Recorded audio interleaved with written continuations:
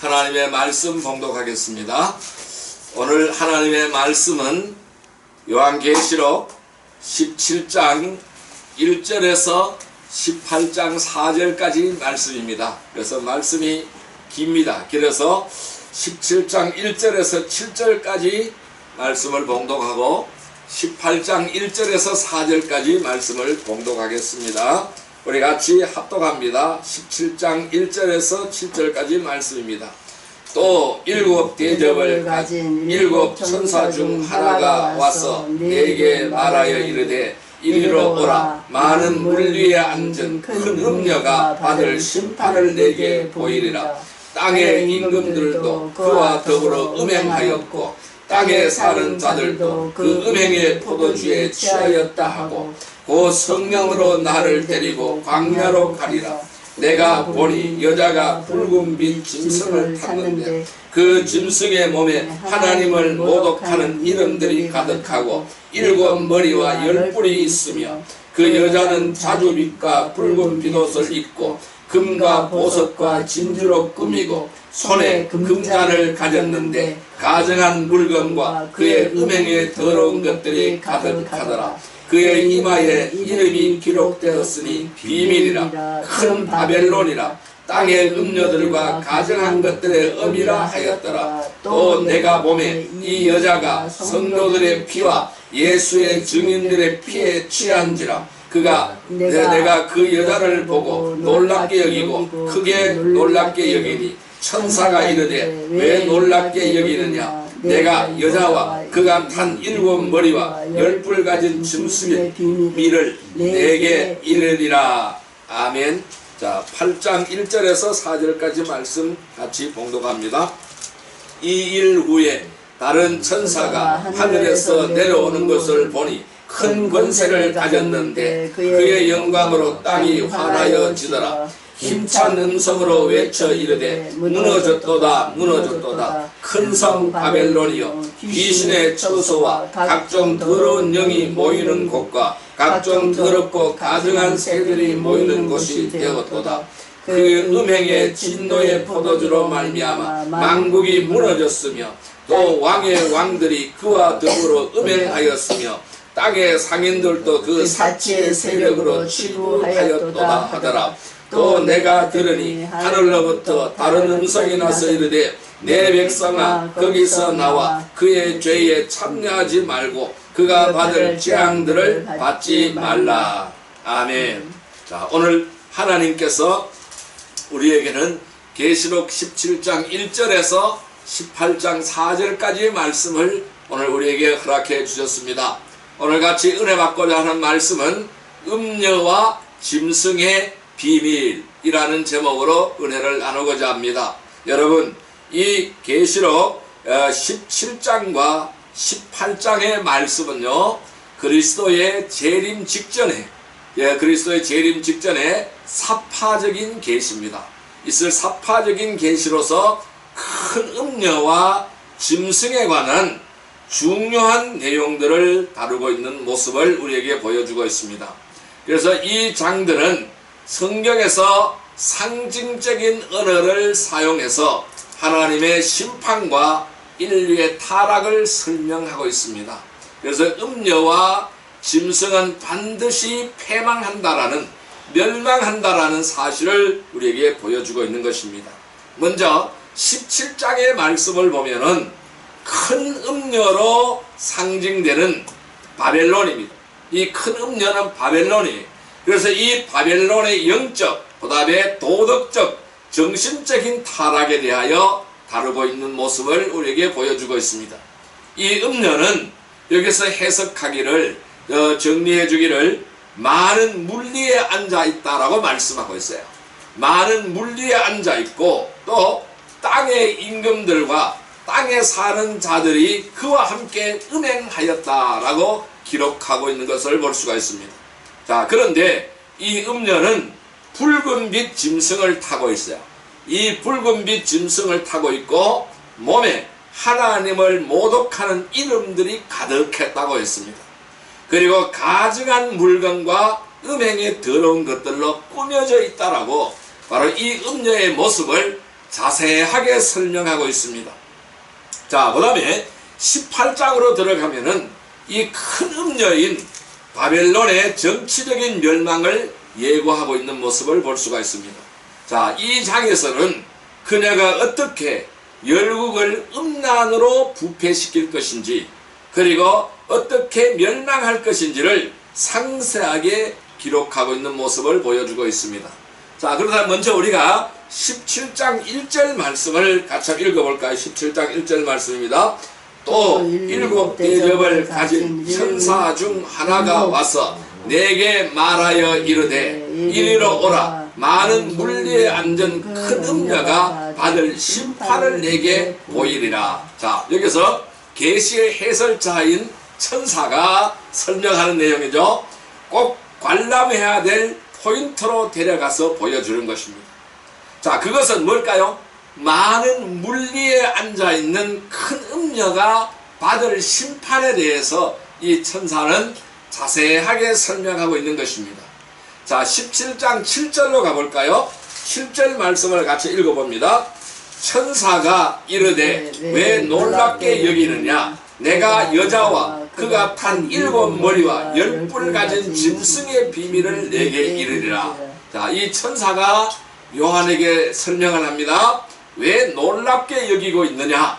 내가 여자와 그가 탄 7머리와 10뿔 가진 짐승의 비밀을 내게 이르리라 라고 설명하고 있는 모습입니다. 자, 그렇다면은 이번에는 음녀가 탄 7머리와 10뿔을 가진 짐승의 비밀을 말해주는 겁니다. 그래서 이 음녀는 짐승을 타고 있어요.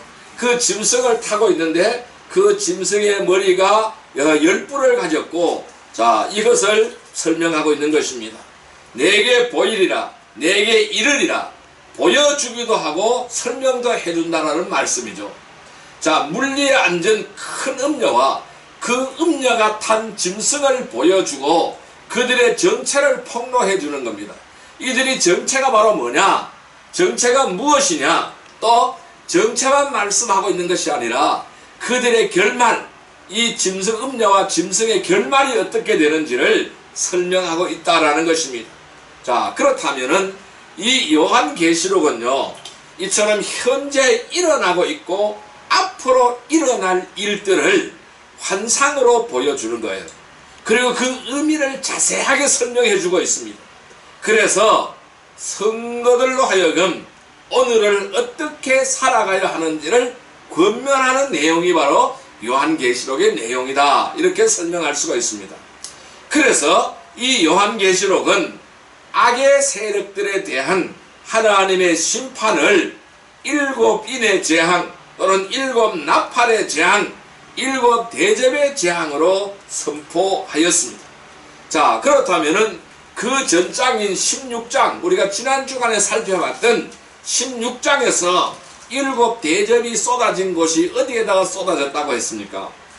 지난 시간에 말씀드리기를 땅과 바다에 재앙이 쏟아졌고, 강에 쏟아졌고, 태양에 쏟아졌고, 그 다음에 짐승의 왕자, 그리고 큰 유브라데에 쏟아졌다, 그리고 공중에 쏟아졌다라고 설명을 했습니다. 그러면은 땅과 바다, 강, 태양, 짐승이 앉아있는 왕자, 그리고 큰 강 유브라데, 그리고 공중에 그 재앙이 쏟아졌다라는 것이죠. 그러면은 이 하나님의 재앙을 피할 곳은 이 세상 어디에서도 없다라는 것을 말씀하고 있는 겁니다. 하나님의 재앙을 피할 곳은 이 세상에 아무것도 없다라는 것을 설명하고요. 아무것도 없다라는 거예요. 피할 곳은 어디에도 없다라는 거예요. 눈을 닫고 눈을 비비고 아무리 쳐다봐도 하나님의 재앙을 피할 곳은 없다라는 것입니다. 그런데 이 재앙을 피할 곳은 단 한 군데가 있어요. 어디에 있느냐? 단 하나입니다. 오직 어린 양 예수 그리스도 뿐이라는 것입니다. 어린 양 예수 그리스도만이 그 재앙을 피할 수 있는 유일한 길이다라는 사실을 말씀하고 있습니다. 그렇다면은 이 어린 양 예수 그리스도께 피하지 않는 사람들의 운명이 어떻게 되는지 천사의 안내를 따라 보고 듣고 깨닫는 시간이 되기를 소망합니다. 자, 그럼 오늘 우리는 이 말씀 속에서 오늘 우리에게 주는 말씀의 의미는 바로 무엇이냐? 오늘 말씀의 의미는 무엇일까요? 첫째, 먼저 살펴볼 것은 많은 물리에 앉은 큰 음녀의 모습을 살펴봐야 됩니다. 많은 물리에 앉아있는 큰 음녀라고 설명하고 있습니다. 자, 천사가 보여준 것은 많은 물리에 앉아있는 음녀의 모습입니다. 자, 그를 음녀라고 한 이유를 2절에서 말해주고 있습니다. 2절 말씀 같이 읽어볼까요? 땅의 임금들도 그와 더불어 음행하였고 땅에 사는 자들도 그 음행의 포도주에 취하였다 하고, 이렇게 말씀하고 있어요. 그렇다면은 왜 음녀라고 설명을 하고 있습니까? 땅의 임금들과 음행했다라는 것입니다. 또 땅에 사는 자들을 음행의 포도주에 취하게 만들었다라는 것입니다. 이것이 바로 음녀의 모습이라는 것입니다. 자, 그러면은 이 음녀가 앉아있는 많은 물은 무엇이냐? 15절에서 자세하게 설명하고 있습니다. 자, 15절 말씀을 같이 한번 읽어볼까요? 15절 말씀입니다. 또 천사가 내게 말하되 내가 본 바 음녀가 앉아있는 물은 백성과 무리와 열국의 방언들이라. 자, 여기 음녀가 앉아있는 물은 뭘까요? 백성과 무리와 열국과 방언들이다 라고 설명하고 있어요. 이것이 바로 물로 표현하고 있는 겁니다. 음녀가 물 위에 앉아있는데 그 물이 바로 뭐냐? 백성이라는 것입니다. 그 물은 물이라는 것입니다. 그 물은 열국이라는 것입니다. 그 물은 방언이라고 설명을 하고 있습니다. 자, 그러면은 백성과 무리와 열국과 방언들이라는 것은 뭘 의미할까요? 온 세상을 의미하는 것입니다. 온 세상이라는 물 위에 앉아있다라는 것입니다. 그러면은 세상의 숫자는 4에, 그러면은 세상의 숫자로 4를 통해 본 세상의 의미를 4단어로 나열한 것입니다. 그래서 4가지로 나열한 거예요. 백성, 무리, 열국, 방언. 자, 이것은 전 세계를 말하는 겁니다. 온 세상을 말하는 것입니다. 그럼 세상 위에 앉아있다. 이 음녀의 모습은 세상을 깔고 앉아있다 이 말씀입니다. 세상 위에 앉아있다라는 말씀입니다. 그러면은 이 두 구절을 종합을 해보면은 2절과 15절을 종합을 해보면은 음녀의 정체는 바로 뭘까요? 온 세상 위에 군림하는 자가, 온 세상 위에 군림하고 세상 속에 있는 나라들과 함께 하나님을 거역하고 있는 우상 숭배에 앞장서고 있는 악의 세력이다라는 것을 말씀하고 있는 거예요. 그러면은 이 세상 위에 군림하고 세상의 나라들과 함께 하나님을 거역하고 있는 우상 숭배에 앞장서고 있는 악한 세력, 악의 세력이다. 이것이 바로 음녀라는 것입니다. 그러면은 땅에 사는 자들이라는 것은 무엇일까요? 하늘에 속한 성도와 반대되는 개념이죠. 그러면은 땅에 사는 사람들은 음녀의 지배하에 있는 사람들이라는 거예요. 음녀의 지배하에 있는 사람. 자, 그들이 바로 뭐라고요? 땅에 사는 자들도 그 음행의 포도주에 취하였다 했습니다. 자, 그들은 땅에 사는 사람들은 하늘에 속한 성도와는 반대 개념이잖아요. 그러므로 음녀의 지배하에 있는 사람들, 즉 그들은 음행의 포도주에 취했다라고 설명하고 있어요. 하나도 온전한 정신을 가지고 있는 사람이 없다라는 것입니다. 그러면은 이 음행의 포도주는 무엇이냐? 6절에서 설명을 하고 있습니다. 6절의 말씀을 같이 읽어볼까요? 같이 읽습니다. 또 내가 보매 이 여자가 성도들의 피와 예수의 증인들의 피에 취한지라. 내가 그 여자를 보고 놀랍게 여기고 크게 놀랍게 여기니. 자, 그러면 음행의 포도주는 뭐라고요? 다 사람들이 음행의 포도주에 취해서 비틀비틀거리는 거예요. 그럼 이 음행의 포도주는 바로 뭘까요? 바로 성도들의 피라는 거예요. 성도들의 피, 예수의 증인들의 피를 말씀, 이것이 바로 음행의 포도주라는 것입니다. 성도들이 피에 취해 있는 거예요. 성도들을 핍박하고 타락시키고 그 피에 취해 있는 거예요. 예수의 증인들을 못 살게 하는, 그래서 피를 흘리게 하는 예수의 증인들의 피라는 것입니다.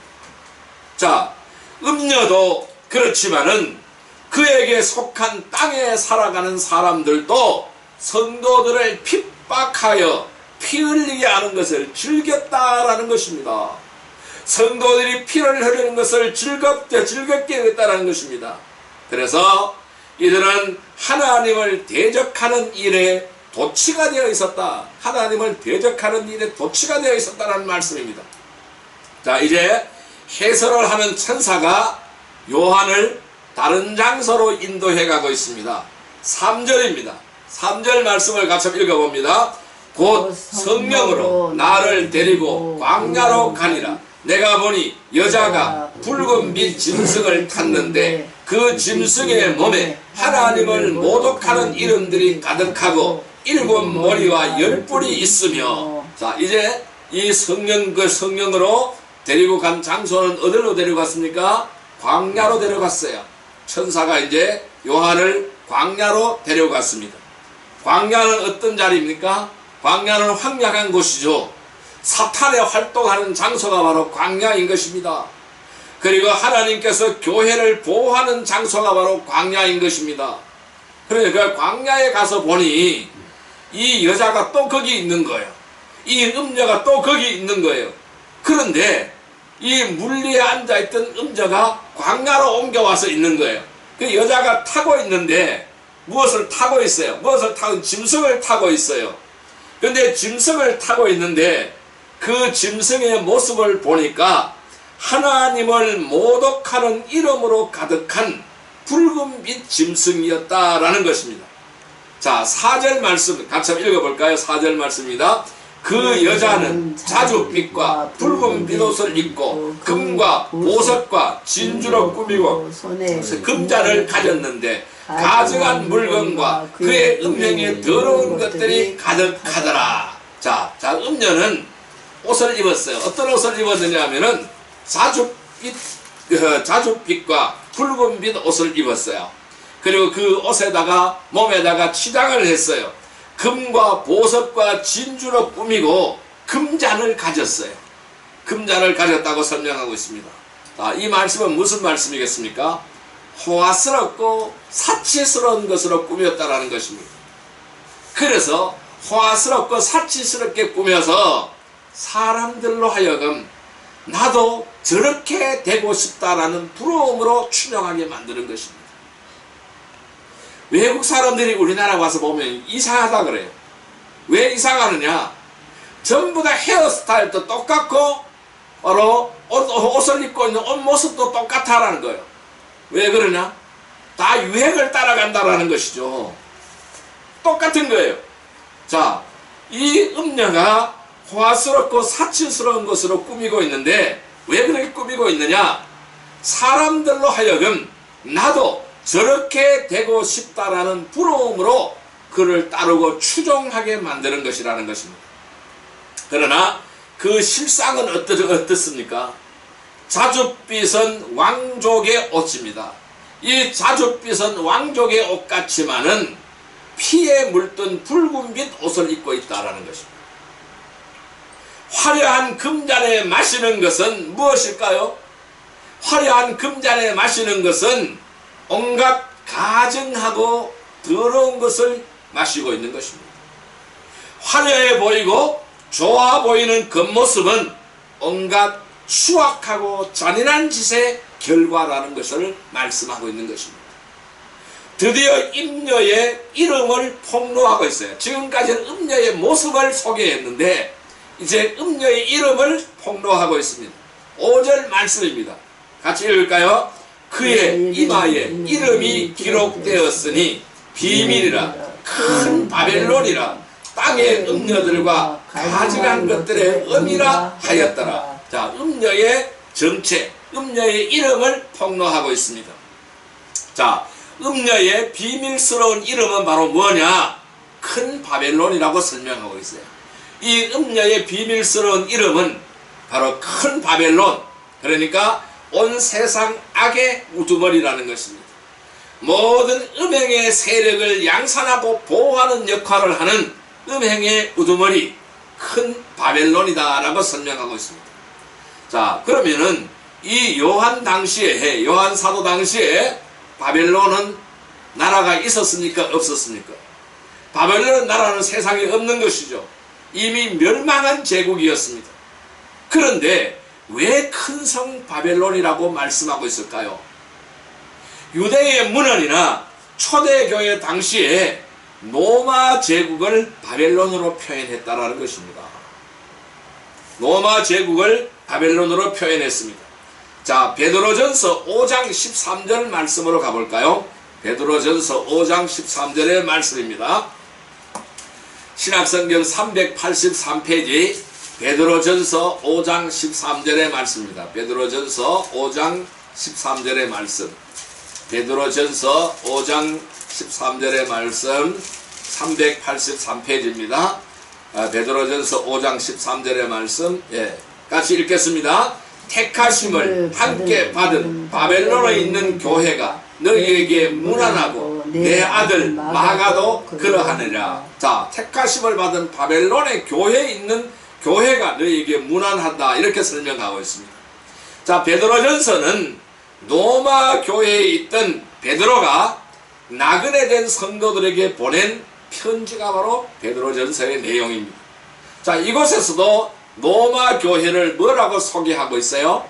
바벨론에 있는 교회라고 이렇게 소개하고 있는 모습을 볼 수가 있습니다. 그러면은 왜 로마를 바벨론으로 소개하고 있을까요? 이 왜 로마를 바벨론으로 표현하고 있을까요? 자, 여기는 몇 가지 이유가 있어요. 그 첫째 이유는 바로 뭐냐면은 일종의 암호입니다. 일종의 암호 같은 것으로 교회를 보호하기 위하여 바벨론으로 소개하고 있는 것입니다. 그러니까 하도 핍박이 심하니까 교회를 보호하기 위하여 바벨론이라고 표현하였어요. 둘째는 로마와 바벨론의 유사성입니다.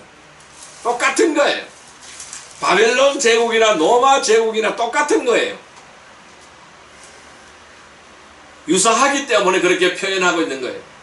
세 번째 이유는요, 로마가 아직 멸망하지 않았지만은 바벨론이 한순간에 멸망한 것처럼 멸망할 것이다 라는 것입니다.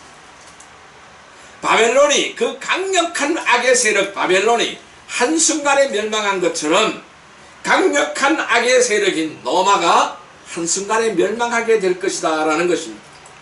그것을 말씀하기 때문에 그렇게 표현한 것입니다. 그렇다면은 이 음녀는 바벨론을 설명하고 있는 것입니다. 그럼 이 음녀는 누구냐? 자, 로마 제국처럼, 바벨론이나 로마 제국처럼 하나님을 대적하는 악의 우두머리다 라는 것입니다. 악의 우두머리. 그러니까 하나님을 대적하는 이 세상에 있는 악의 우두머리. 자, 여러분, 멸망에 처할 음녀와 가증한 것들을 따르지 않고 오직 우리는 순결한 믿음으로 주님을 따르며 모든 혼란을 이겨내고 승리하는 성도들이 되기를 주님의 이름으로 축복합니다. 그래서 이 음녀의 정체는 바벨론 세력, 즉 로마 제국처럼 하나님을 대적하는 악의 우두머리. 그러니까 오늘도 있어요. 오늘도 이 음녀는 있는 것입니다. 악의 세력입니다. 그러니까 하나님을 대적하는 악의 우두머리, 어떤 것들이 있을까요? 오늘날 우리 세계를 한번 생각해 볼까요? 아니, 로마 교황이라든지, 그 다음에 러시아의 푸틴이라든지, 시진핑이라든지, 김정은이라든지, 이런 세력들을 말씀하고 있는 거예요. 이게 하나님을 대적하는 악의 우두머리 세력. 그래서 우리는 이 땅에서 멸망에 처할 음녀와 가증한 것들을 따르지 않고 오직 순결한 믿음으로 주님을 따르고 모든 환난을 이겨내는 승리한 성도들이 다 되기를 주님의 이름으로 축복합니다. 두 번째 우리에게 주는 말씀은 붉은빛 짐승에 대해서 말씀을 하시고 있어요. 따라할까요? 붉은빛 짐승. 이 붉은빛 짐승에 대한 정체를 말씀하고 있습니다. 이제 천사는 음녀가 탄 머리가 7이고 10뿔을 가진 짐승에 대하여 알려주고 있습니다. 자, 8절 말씀입니다. 같이 읽어볼까요?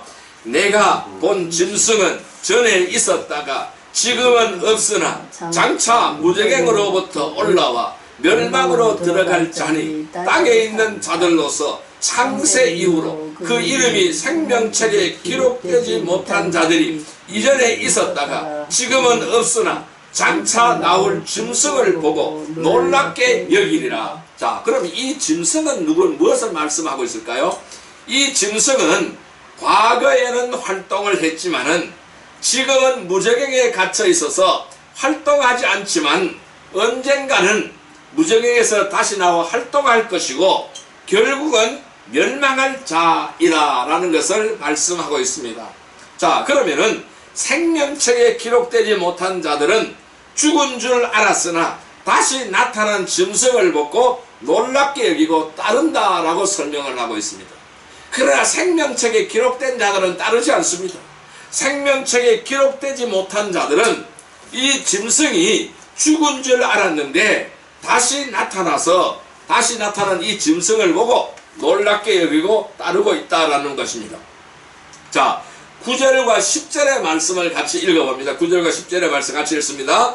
지혜 있는 뜻이 여기 있으니 그 7 머리는 여자가 앉은 7 산이요 또 7 왕이라. 5은 망하였고 하나는 있고 다른 하나는 아직 이르지 아니하였으나 이르면 반드시 잠시 동안 머무리라. 자, 이 짐승의 머리는 7이라고 소개하고 있어요. 이 짐승은 7 개의 머리를 가졌다는 것입니다. 그리고 7 머리가 7 산과 7 왕이라고 말씀하고 있어요. 그 7 머리가 7 산과 7 왕이라고 설명하고 있는데, 여러분, 노마를 보면은 노마는 7 언덕 위에 세워진 도시국가였습니다. 그래서 7 산은 7 왕이라고 한 것을 볼 때에 이 짐승의 정체는 노마 제국의 대표자 7 황제를 의미한다고 할 수가 있습니다.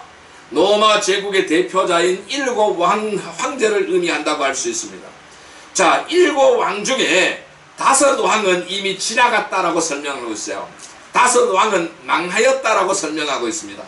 이 5 왕은 이미 지나가 버렸고 현재 한 왕이 통치하고 있다.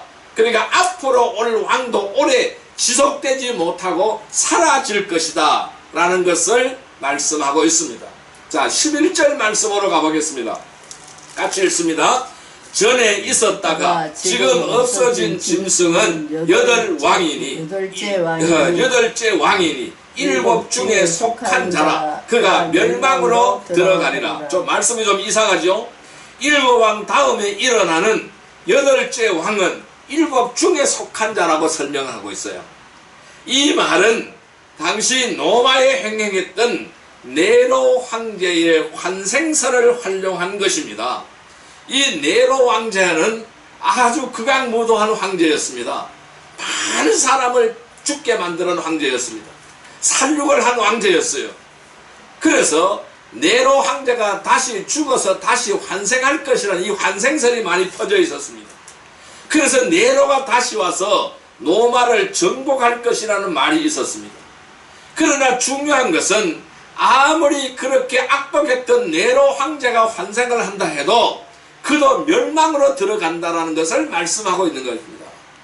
그래서 8째 왕도 오지만은 그도 멸망에 들어간다는 것을 말씀하고 있습니다. 자, 또 짐승의 머리는 7개인데 뿔은 10개라고 설명하고 있잖아요. 뿔은 10개라고 설명하고 있습니다. 12절입니다. 같이 읽어봅니다.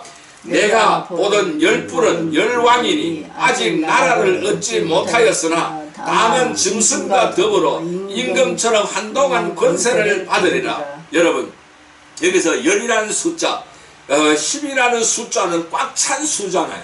꽉 찬 수예요. 그래서 뿔은 힘과 권세의 상징이 바로 뿔입니다. 그래서 짐승과 함께 권세를 받은 권력가들이 등장한다는 거예요. 이 짐승과 함께 권력을 받은 권력가들이 등장한다는 것입니다. 자, 이들은 로마 황제로부터 임명받은 각 지방의 총독들이 있어요.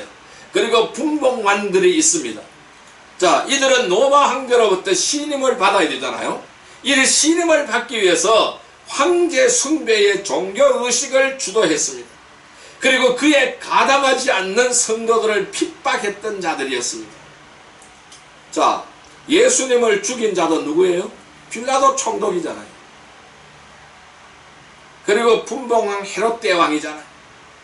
여러분, 이 음녀가 로마 제국이라면은 짐승은 로마 황제이고 열불은 로마 황제에게 충성을 다짐한 지역 총독과 왕들이라고 할 수가 있습니다.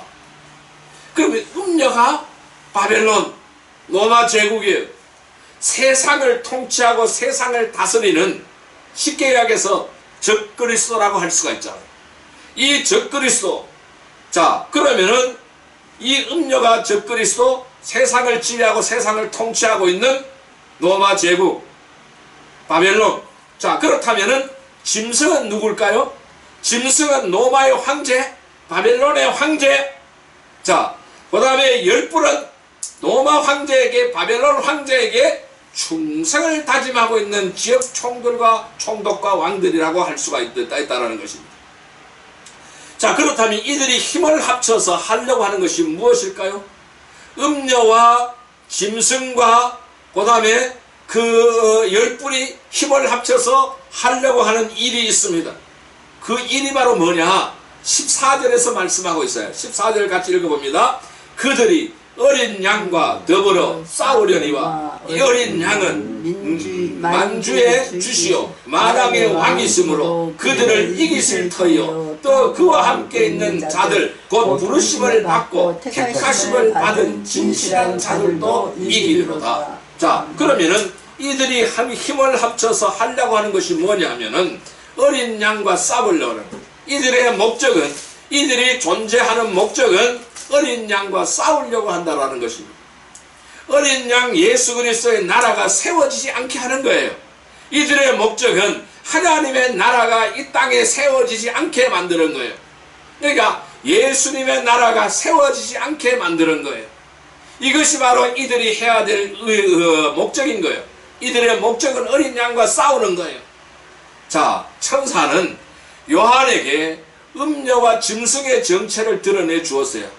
잘 가르쳐 주었어요. 자, 지금 음녀와 짐승을 당시 요한의 시대에 맞게 잘 해석해 준 것입니다. 그렇다면은 오늘날 이 말씀은 우리에게 어떤 의미를 가지고 있느냐 하는 것입니다. 과거 바벨론이 로마로 다시 태어났듯이 계속해서 이 세상의 역사는 계속해서 반복하는 거예요. 권력을 등에 업고 하나님을 대적하고 교회를 미혹하는 음녀와 짐승은 계속적으로 옷을 바꾸어 입습니다. 계속적으로 옷을 바꾸어 입어요.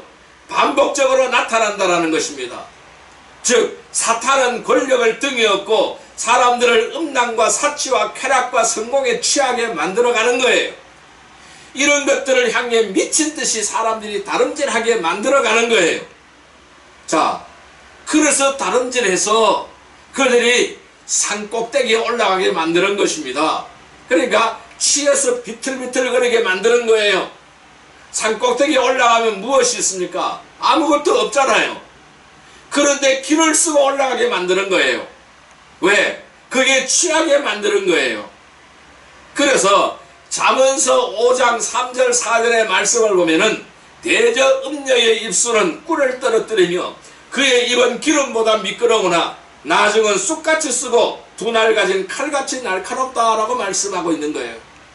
처음에는 꿀을 떨어뜨리기 때문에 그의 입은 기름보다 미끄럽지만은 나중은 쑥같이 쓰고 두 날 가진 칼같이 날카롭다는, 그게 베인다라는 것입니다. 그래서 음녀의 미혹은 꿀과 기름 같지만은 실상은 쑥과 칼이라는 것을 말씀하고 있는 거예요. 꿀처럼 달콤하지만은 결말은 쑥처럼 쓰다는 멸망이라는 것입니다. 사람들이 다 가는 넓은 길이라고 따라가면 큰일 난다라는 거예요. 그래서 주님은 넓은 길로 가지 말라고 하는 거예요. 성경은 좁은 길로 가라고 말씀하는 거예요. 마음을 낮은 곳에 두라고 말씀하고 있는 거예요. 자, 성도의 목표는 성공이 아닌 거예요. 세상의 성공이 아니라 거룩이라는 것을 말씀하고 있는 것입니다. 성도 여러분, 멸망에 처할 음녀와 가증한 짐승을 따르지 않고 오직 순결한 믿음으로 주님을 따르며 모든 환난을 이겨내고 승리하는 성도들이 되기를 주님의 이름으로 축복합니다. 세 번째 우리에게 주는 것은 뭘까요? 세 번째는 음녀와 짐승의 최후를 말씀하고 있는 거예요. 이제 최후가 어떻게 되는가를 설명하고 있습니다. 성도로서 하나님의 말씀대로 하나님만 의지하고 살아가야 함을 알고 있지만은 로마 제국처럼 나의 생사의 여탈권을 가진 강력한 권력 앞에 한순간에 무너질 수도 있습니다. 우리가 코로나 시대에 교회가 무너지는 한순간에 무너지는 광경을 우리는 많이 보았습니다. 우리가 이 치열한 싸움을 어떻게 견디고 이겨낼 수가 있겠습니까? 14절입니다. 같이 읽어볼까요? 14절 말씀 같이 읽어봅니다. 그들이 어린 양과 더불어 싸우려니와 어린 양은 만주의 주시요 만왕의 왕이시므로 그들을 이기실 터이요 또 그와 함께 있는 자들은 곧 부르심을 받고 택하심을 받은 진실한 자들도 이기리로다. 여러분, 아무리 이 음녀와 짐승의 세력을 모아서 하나님을 대적하다 한들 만주의 주시며 만왕의 왕이신 어린 양 예수님께 대적이 되겠습니까? 안 된다라는 것입니다. 누가 이겨요? 어린 양이 이긴다라는 겁니다. 여기서 어린 양만 이기는 것이 아니라 어린 양과 함께 부르심을 받고 택하심을 받은 진실한 자들도 이긴다라는 거예요. 생명책에 기록된 자들은 다 이긴다라는 것을 말씀하고 있는 거예요. 그래서 승리한다라는 것입니다. 우리가 승리할 수 있는 비결은 바로 뭐냐? 우리가 어린 양께 속해져 있기 때문에 승리한다라는 것입니다. 그래서 어린 양께 속하여 있기 때문에 진실하게 살기 때문에 승리한다라는 것입니다. 여러분, 모든 싸움에는 끝이 있는 것입니다. 지금의 고난이 아니라 우리는 최후의 승리를 바라보며 살아가야 합니다. 종국의 궁극적인 승리를 바라보며 살아가야 한다는 것입니다. 자, 음녀와 짐승의 최후에 대하여 천사의 해설을 좀 더 자세하게 살펴보겠습니다. 16절 말씀 같이 읽어봅니다. 내가 본 바 이 열불과 짐승은 음녀를 미워하여 망하게 하고 벌거벗게 하고 그의 살을 먹고 불로 아주 사르리라. 이렇게 말씀을 했습니다. 자, 음녀가 어떻게 멸망할까요? 어떻게 멸망하냐면은 음녀의 동력자이며 하수인 노릇을 하던 짐승과 열왕의 반역 행위로 멸망한다는 것입니다. 참으로 기가 차지 않습니까? 음녀가 어떻게 멸망을 하느냐? 자기 밑에 있는 수하들로 말미암아 멸망한다는 것입니다. 여러분, 제국이나 독재 정권이 군대 장관이나 이인자에 의해서 망하는 것을 우리는 많이 보았습니다. 그러니까 자신들 편에서 반란을 일으켜서 망하는 거예요. 그래서 악은 악으로 망할 수밖에 없는 것입니다. 악의 자기 파괴적인 속성이 여기서 여실히 드러나 보여주고 있는 것입니다. 악한 세력은 진정한 연합을 이룰 수 없습니다. 진정한 연합은 절대로 이루어질 수 없습니다. 이 권력이 주는 달콤함에 결집된 세력이기 때문에 견고한 것 같지만은 쉽게 깨어져 버리는 것입니다. 이 이해관계가 사라지면 쉽게 깨어져 버리는 것입니다. 왜 그럴까요? 희생 없이 진정한 연합을 이룰 수 없기 때문에 그런 거예요. 자, 계시록 18장 2절 말씀을 같이 읽어볼까요? 18장으로 넘어가겠습니다. 18장 2절 말씀 같이 읽습니다. 힘찬 음성으로 외쳐 이르되 무너졌도다 무너졌도다 큰 성 바벨론이요 귀신의 처소와 각종 더러운 영이 모이는 곳과 각종 더럽고 가증한 새들이 모이는 것이 되었도다. 자, 큰 성 바벨론이 무너졌습니다. 즉 음녀가 무너져 버렸습니다. 화려했던 바벨론이 온갖 더럽고 가증한 것이 모이는 폐허가 되어버렸습니다. 황량한 폐허가 되어버렸습니다. 엄청난 권력을 휘두른 악의 세력은 오래갈 것 같지만은 이처럼 한순간에 멸망한다는 사실을 보여주고 있는 것입니다. 천사가 음녀의 멸망을 설명하고 있는데 하늘에서 소리가 들리기 시작합니다. 자, 18장 4절 말씀을 같이 읽어보겠습니다. 18장 4절 말씀입니다. 또 내가 들으니 하늘로부터 다른 음성이 나서 이르되 내 백성아 거기서 나와 그의 죄에 참여하지 말고 그가 받을 재앙들을 받지 말라. 하늘에서 들리는 음성입니다. 이 결정적인 순간에 하늘에서 음성이 들렸습니다. 내 백성아 거기서 나오너라. 내 백성아 거기서 나오너라. 그 죄에 참여해서 함께 재앙을 받지 말라. 이 하나님의 음성입니다. 이 내 백성이라고 했습니다. 하나님은 내 백성이라고 했습니다. 내 백성은 누구일까요? 하나님의 성도이잖아요. 예수 그리스도의 성도이잖아요. 즉 교회를 말씀하고 있는 거예요. 성도들이고 교회를 말씀하고 있는 거예요. 자, 교회 중에 성도 중에 음녀의 일에 가담한 자들이 있다라는 것입니다. 그 악의 세력에 편승해서 같이 가는 사람들이 있다라는 겁니다. 어디에? 교회 속에 있다라는 것입니다. 그러한 교회가 있다라는 것입니다. 그러한 성도들이 있다라는 것입니다. 즉 돈과 음란과 권력과 위험에 빠진 교회들이 있다라는 것을 말씀하고 있어요. 이들의 세력에 속해 있는 그 교회가 있다는 것을 설명하고 있는 것입니다. 즉 사치와 음란을 부추기는 사업에 종사하는 성도들이 있다라는 사실을 말씀하고 있는 것입니다. 마치 멸망하는 소돔과 고모라 성에 있던 롯에게 말씀하듯이 말씀하고 있는 것입니다. 뭐라고요? 빨리 나오라. 빨리 나오라. 그 소돔 성에서 빨리 나오라. 고모라 성에서 빨리 나오라. 바벨론에서 빨리 나오라. 함께 있으면 멸망한다라는 것을 말씀하고 있는 거예요. 하나님을 대적하는 악의 반열에서 나오라는 것입니다. 빠져나오라는 것을 말씀하고 있는 것입니다. 성도 여러분, 멸망에 처할 음녀와 가증한 짐승을 따르지 않고 오직 우리는 순결한 믿음으로 주님을 따르며 모든 환난을 이겨내고 승리하는 성도들이 다 되시기를 주님의 이름으로 축복합니다. 자, 이제 말씀을 정리하여 보겠습니다. 오늘 우리에게 주신 이 말씀을 우리는 어떻게 우리의 삶에 적용할 수가 있을까요? 음녀는 무엇을 상징한다고요? 바벨론을 상징한다고 했습니다. 이 바벨론은 무엇입니까? 도덕적, 정신적, 영적 타락을 나타내는 것이죠. 성경에서 종종 악한 힘과 적대적인 세력을 상징하는 음료로 묘사가 되는 것이 바벨론입니다. 즉 사탄의 세력, 즉 그리스도의 세력이 바로 바벨론이라는 것입니다. 짐승은 또 다른 상징적인 요소인 것입니다. 이는 세상의 권력과 타락한 인류의 정치적, 사회적, 경제적인 시스템을 나타내는 것을 말씀하고 있는 것입니다. 그러면은 짐승은 이 사탄의 세력과 적 그리스도 세력의 하수인들입니다. 그러면은 그 제일 위에 있는 음녀는 사탄의 세력, 적 그리스도 세력, 그 밑에 있는 세력은 짐승은 사탄의 세력과 적 그리스도 세력의 하수인들, 즉 누구일까요? 거짓 나라, 거짓 선지자, 거짓 교회들을 말씀하고 있는 것입니다. 그래서 이 음녀와 짐승이 합력합니다. 음녀와 짐승이 협력해서 바벨론의 음녀와 짐승이 협력해서 세상을 유혹하고 타락시키는 역할을 하는 것입니다.